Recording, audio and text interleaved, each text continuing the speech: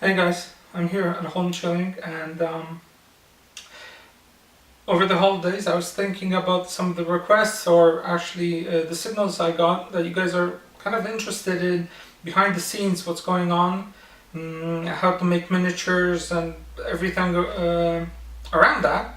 So I decided to do a little mini series of my experiences, thought on making miniatures, and what I have learned so far. So let's start with materials. There are two types of materials that you can make miniatures from, or the best that are suited for making miniatures. One is metal, and I know there's a lot of haters about metal miniatures, but it is one of the better materials that are out there of making like mass miniatures out of. And the second is polymers. Okay, I know you don't really hear that word a lot because it's such a broad spectrum of materials. In polymers, or actually plastic, hard plastic, and hips, and resins and rubbers, they're all polymers. So they're kind of shoved into this one category, but that's just how it is. So let's leave rubber miniatures out because they don't really have good quality, and they don't really, well, they're rubber. You don't want to paint a miniature that's made out of rubber. I know some companies do that, and if you like it, it's fine. For me, that material is just a no-go zone. But again, same as metal. Some people like it, and it's fine. I don't really like metal miniatures. I understand why they are made. The technology is quite good. Not a lot of companies make really good metal miniatures, but some of them do.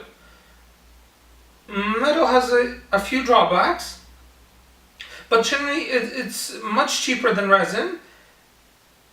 And you don't need a huge investment as in so-called plastic. Yeah, so let's leave metal behind. And now let's look at the two different types that people say, resin and plastic. The pros and cons. Actually, all of the pros are for making miniatures out of resin. You have the best detail, the best quality, and you can do the most amazing stuff with resin. I mean, you can do miniatures out of resin that you can't do any other technology. No 3D printing, no plastic, nothing. You can do stuff in the resin you can't do with anything else. The only drawback out of resin is that it is extremely expensive to produce.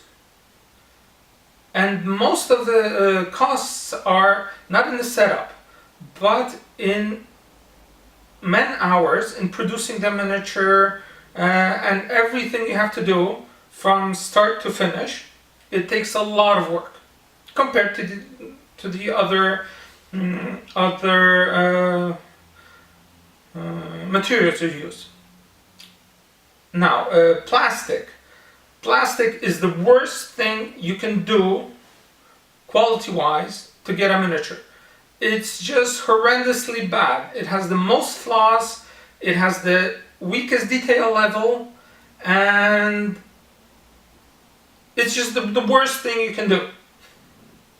I know this is like counterintuitive, and some companies have big companies made really good plastic models, and then they have the Failcast series. I think everybody knows what that was, and they did everything right with plastic, and they did everything wrong with resin.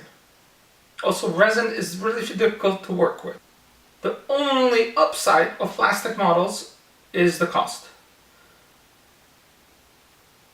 They cost less than nothing to produce.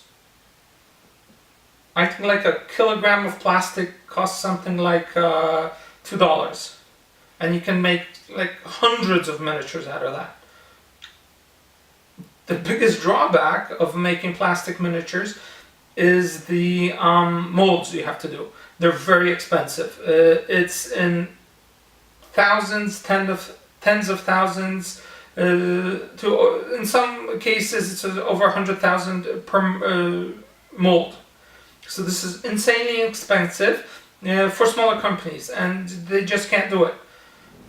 Now, with again going back to the technology, with a plastic model, generally you inject the plastic, it cools down, it comes out, you cut a few places to get your frame out, and you put it in a box, ship it. That's all. So the man hours you need to produce this is none to. I mean, you can make thousands of miniatures for very low cost. The startup cost is big, but the cost of making miniatures is very small. As in resin, it's the other way around. The startup cost of making a mold is very cheap. They last, let's say the plastic molds let's say the plastic molds last you for, I don't know, 100, 150, 200,000 injections. The resin molds will last you 30, 60, and that's all. And you have to make a new form or casting mold. Now the casting molds are much smaller in resin, so you can do a few models at a time, where in plastic you can make like units at a time. Making like 10 guys in a single casting is nothing really, nothing difficult. It would be standard. So the production of making, say, a box of 10 guys is less than $1. So to make a miniature in resin, you have to count a few dollars. So the disproportion is huge. But then to make a casting mold for resin, it's say a few to possibly there's a few models that we have that the molds cost over say $100, right? So the cost is smaller, but the miniatures are very expensive, as the workload you need to put in to make a good miniature is very high. Now, let's go back to the quality of the details. The worst quality is in plastic. The second worst quality is in metal, and the best quality of the details is in resin. And why that is? It's the main reason is in the type of technology. In order to get a metal or a plastic miniature, you have to take a solid object, heat it up, melt it, inject it. It has to cool down, and you take it out of the casting mold. Now, when a material cools down, it shrinks, so you lose detail. There's a number of ways you have to prepare the casting mold in order to after the material shrinks, that it's about the proper proportions, sides, and the grooves are okay, so the miniature looks proper. Now, why plastic is the worst? Due to the fact that it has the most amount of shrinkage. That's one. Two, there's a lot of things you can't do in a mold. If anybody is interested in this, look on the internet, like how Lego molds are made. I think Lego is an amazing way to easily comprehend how a mold must be made. So sorry again, this time I think it's the third time I'm trying to talk about plastic molds, and I get interrupted all the time by phones and stuff. So again, plastic molds. There's a lot of drawbacks in making plastic molds. The main reason is you have a metal mold, and kind of like a hard plastic that has to come out of it. And if you look closer to the flat edges of the miniatures, you will notice that there's no detail whatsoever there. And once you notice that, you can't unnotice it back. And you see a miniature and you're like, oh god, like that just looks horrible. Now, a lot of the companies, you can do a lot of things to mask this. But at the end of the day, it's very visible and it's noticeable, especially in large miniatures.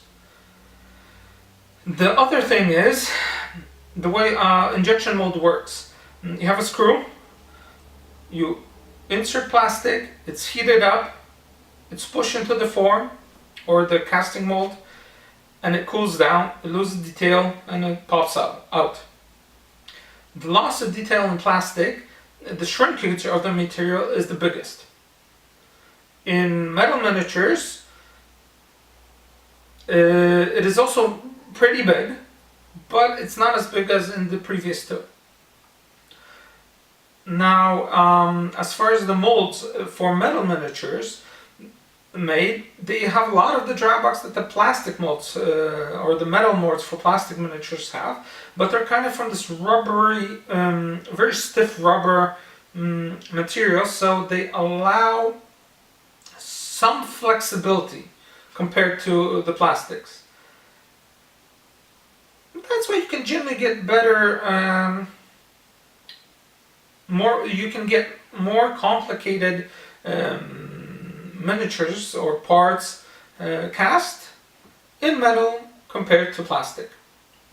And when it comes down to resin, resin is embedded in this kind of soft silicon, and it lets you get away with so many things. It's just insane because you can always bend the form just to take the miniature out. Also,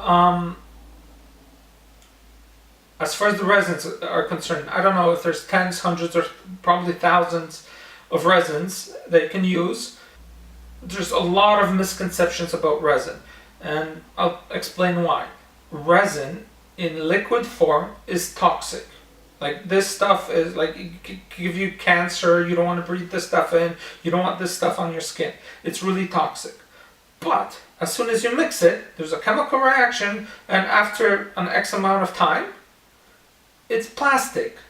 Now, again, as with plastic, you can have harmful plastic and not really harmful plastics. Like stuff you get from China, I would really be careful, because that could be radioactive, it can be harmful. I mean, it's made in China, you never know what you're gonna get. To do to the Chinese mentality, they're a per country, so they prefer to make a quick buck over long-lasting contracts, and you never really know with the Chinese what you're gonna get. That's a word of warning for everyone. Like, if you deal with China, you know what I'm talking about. They can make amazing stuff. I mean, don't get me wrong, they do make amazing stuff, but you have to be careful, and you never know what you're gonna get. It's just that simple. Every year it's getting better because the country is evolving and stuff like that, but it's a different story. So now, resins. As I said, resins are toxic, goes to a chemical reaction, and it's basically safe. I got interrupted again. As far as resins are concerned, at TMS we use a mixture of a few resins. I'm not going to go into that. You can mix resins, or you can mix different chemicals, add them to resins to produce different results and to get different properties. And it's a huge subject. If anybody's interested, you can read all about it. It's a vast subject. So we kind of have our resin custom made. Now, we talked about quality of casting and stuff and the molds. The last thing, why resin is the best for casting miniatures, to get the best kind of, it's not the best for casting miniatures, you get the best detail in casting miniatures. because price-wise, well, plastic is the best. Kind of middle ground is metal miniatures, and like as far as high quality miniatures, you can only go with resin. Why casting resin gives you the best results as far as detail is concerned? It's a number of things. One, when you cast with resins, you have two liquids. You mix. There's a chemical reaction, and presto, it solidifies, and you have a miniature you can take up. Now, so you don't have to heat anything up, and the resin we use actually expands while it's hardening. The expanding is very limited. It's like 0.6%. If I remember, I doubt it's 6%. It should be something like 0.6%. So the mold is really there's no shrinkage of material, so there's no loss of detail. When it expands, it kind of fills every single possible place it can in the mold. Every corner, it just goes in everywhere, and it solidifies. The axis of it is pushed out, and presto, you have a miniature with practically zero loss of detail. The losses of detail on metal and plastic is 2 to 6%, which is huge. Like it's really, really noticeable. The loss of detail on resin miniatures, it's about 0.02%, somewhere around there. And that's only because you want some form of protection for your mold in there. So you usually use talc or a mold release or something like that. And that it makes a very thin layer that protects your mold, and that's why there's some loss of detail. So 0.2% or 0.02% is something you will not notice ever. And that's one of the reasons that resin is the best for making high quality miniatures. The other one is, as I mentioned earlier, the casting molds are very soft or elastic, and you can get away with a lot of shapes that are impossible to do in different technologies, even 3D printing. And most people say, oh, you can do anything in 3D printing. That's not true. You have to have support beams. And once you have support beams, where you have this support beam touching the miniature, you have no detail there, because you have to break it off. And a lot of times when you break it off, there's holes or kind of bumps there. If you look at castings, resin casting of 3D printed stuff, you'll notice that. I mean, yeah, most companies kind of try and shave this off or fill it in, but it's noticeable. That's the gist of it. I'm interested to hear what you think, if this is a series you'd like me to continue. Thanks, and see you later.